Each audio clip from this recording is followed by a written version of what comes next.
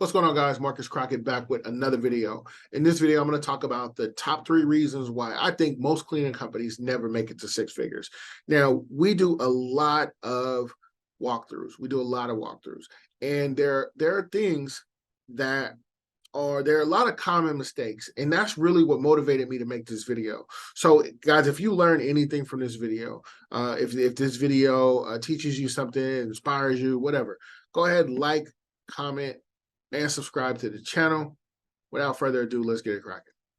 Number one, when we first start our business, we are officially entrepreneurs, even though we don't have any clients at this point, but we're entrepreneurs. Now, as we start to get our clients, right, our first client, second client, third client, 9 times out of 10, you don't have a big budget, so you're doing everything, right? But the problem is as you continue to get more and more clients, you don't spread your wings, and you don't open up, and you don't build a team. You become a solopreneur. Now, the problem with being a solopreneur, like now, don't get me wrong, right? Before we move on, like, don't get me wrong. If you got in business for yourself to work solely by yourself, then solopreneurship, like, go ahead, knock yourself out. But if you're in business to grow, to be able to build an asset to pass on to your kids, to provide jobs, you cannot do that by being a solopreneur. And just let's go ahead and be clear with that right away. You cannot do it by being a solopreneur. So the problem with being a solopreneur is that there's only so much time in a day, and there's only so much work that you can do, because you're still pretty much you're trading time for hours. So what I've noticed is anywhere between $3,500 and $5,000 per month in commercial cleaning, your quality of work starts to fall.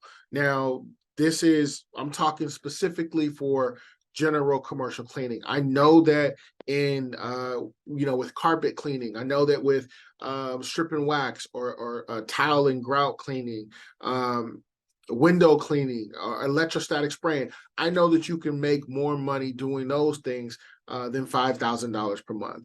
But this video is specifically for general commercial cleaning. So I just want to go ahead and make that be known, because I know that you can make you can make more money doing other things. But this is for commercial cleaning, general commercial cleaning, and we're talking about multiplying to get to those next levels. Okay, so when we first get our business, we're still in a mindset of being an employee. So it goes back to the thing I was just talking about, where you're trading your time for money, right? You're trading hours for money.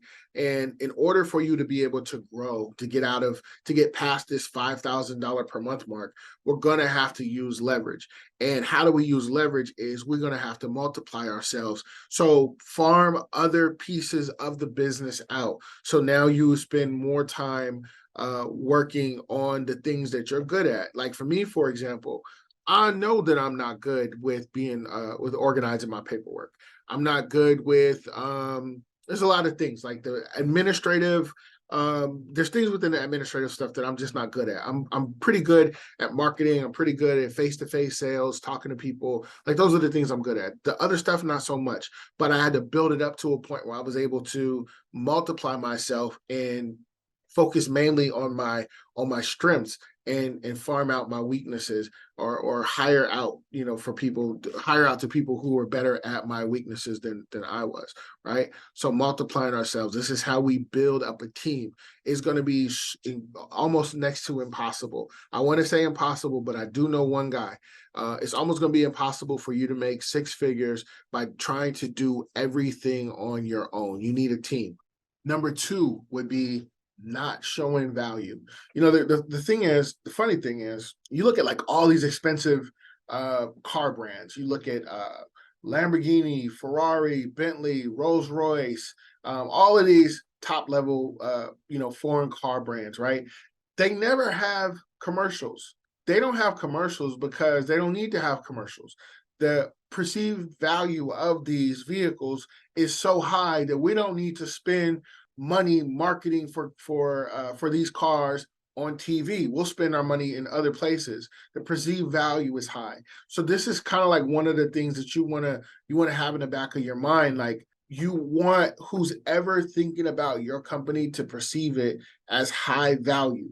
Now, that's going to be hard to do in the beginning, but well, it's hard to do in the beginning if you don't have a budget. But it's easy to do if you have information. You can easily make, but they won't know that until you actually get to the walkthrough, and that's a completely different video. But the point is you definitely want your company to be perceived as high value. Now, one of the ways that you can diminish the value in your company is being too nice.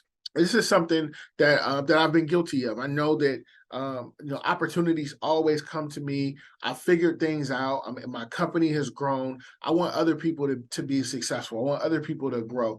And being too nice is something that I was I was actually doing at one point. Someone had to go ahead. Hey man, you know why are you doing that? You being too nice. And I had to take a step back and look at it. It's like, you know what, that's right. Let me just give a quick example. Let's say you're working with subcontractors. You have your percentages set up, and this contract that you're working on with this subcontractor is set to pay the subcontractor $996 for the month based on the work that they're doing, right?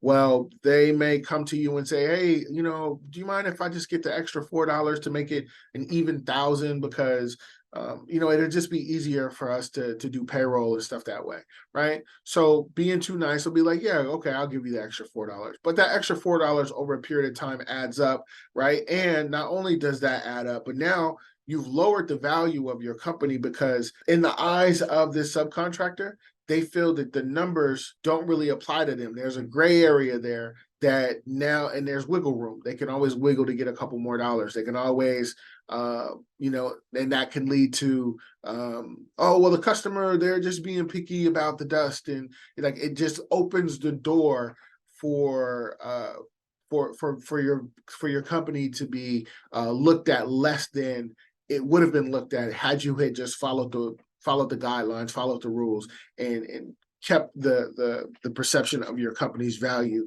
as high as it possibly could have been. The next one would be giving unnecessary discounts. So back to the whole car thing, right?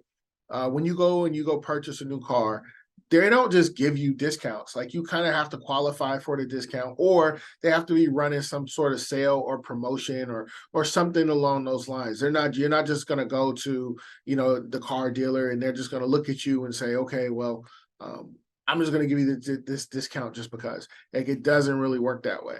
They need to be qualified for certain things in order for them to get discounts.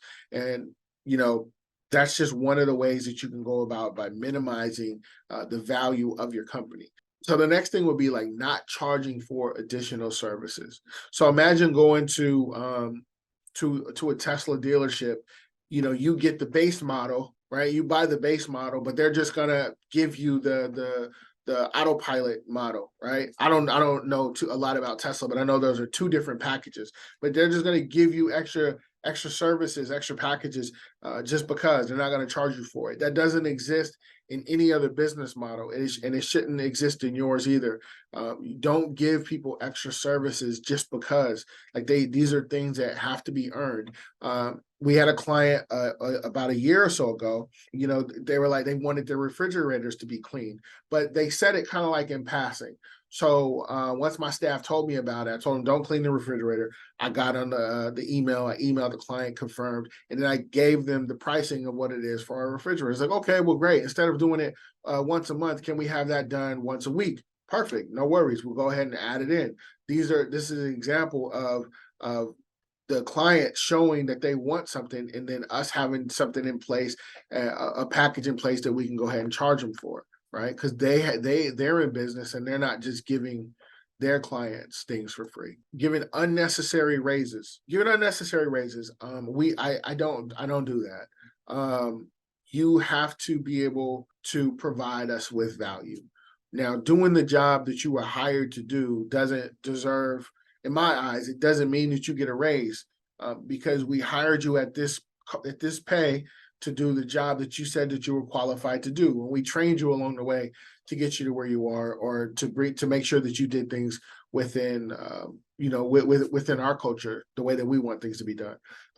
So you don't deserve a raise just because you've done those things and you've been here for a year or two.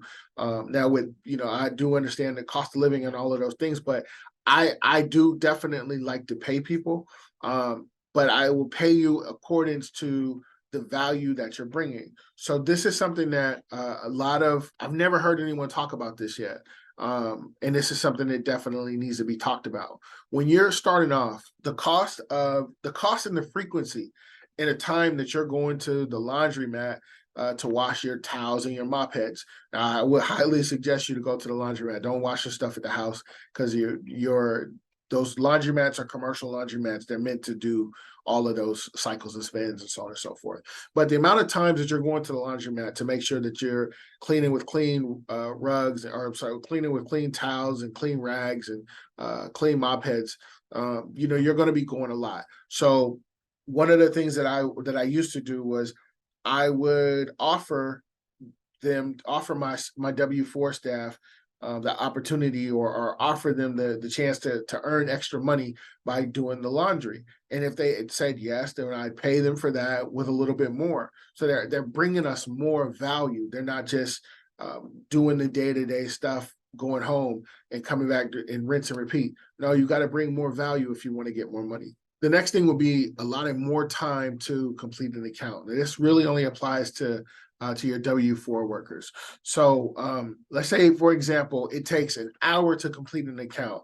And this is what I used to do. I used to give people an hour and a half or an hour and 40 minutes, because my thinking was, if I give you more time, then the account's going to be done. We're going to have less complaints, so on and so forth. But the problem is that really does cost a lot of money when you look at the grand scheme of things, and it takes away from my bottom line. But also, it goes back to the first topic of just being too nice. There's nothing good's going to come out of spending more time in an account that needs to be there. You're going to be on your phone a little bit more. There's just so much stuff that can go wrong in that situation. So I definitely want to be mindful of giving people the correct amount of time that it takes to clean an account, versus doing what I did and giving them more time, right? Because that's really taking money away from myself and from the business. Now, the last one, and this is probably the most important in my opinion, is not having a system. Now, I know that when you first start, you're not going to have much of a system, but this is where you learn and you build, and it's okay to change your system along the way. But not having any type of system, you're not going to reach six figures. It's not going to happen. You definitely need to have a system. So, some of the things to think about is like, how in your company is information distributed? How does your customer talk to you? How do you talk to your staff? How do we get certain things fixed? How is your staff going to know, that they missed a trash can 2 days ago, and this is something that needs to get fixed on the next clean, right? How is all this information passed along? What happens if none of your workers show up to clean? What happens if, and I've gotten this call before, 6 a.m, customer comes in, no one showed up, no one cleaned. And we were able to build a system, a process around that. It took for some bad things to happen for us to be able to make the corrections. But these are some of the things that you want to be thinking about. What do you do when no one shows up to clean? What do you do when keys are lost? Do you have a process to make sure keys don't get lost? If they do get lost, do you have a process on how to find them? These are all things that we've gone through. We've gone through these things and built systems around it. What happens if the alarm goes off in the middle of the night and police are dispatched? Is there a code? Should they answer the phone when the phone rings? Who do you call? Who do they call in the middle of the night when the alarm goes off? Do they call you? Do they call a customer? These are all things that you have to have. These are all things that are should be included into a system. What if you get sick, right? What if you get sick and you are out for 3 weeks, 4 weeks? What if you have to go out of town to go take care of at this point, we're not even talking about growing the company. If you get sick and you're not able to maintain the daily aspects of the business, how do your business just stay afloat? These are all things that you really have to take into consideration when you're starting your company, or even if you're in your business and you're growing it, right? One of the things that's pretty important about this whole thing too, and I'm not going to go on too much further, but it's important to, as you're learning, that you're building a system, but also too is like, can you take an existing system from someone else, use it, take out what you don't like, add in what you do, right? Have a baseline set up and ready to go, and that you can be able to apply to your business as it's growing, right?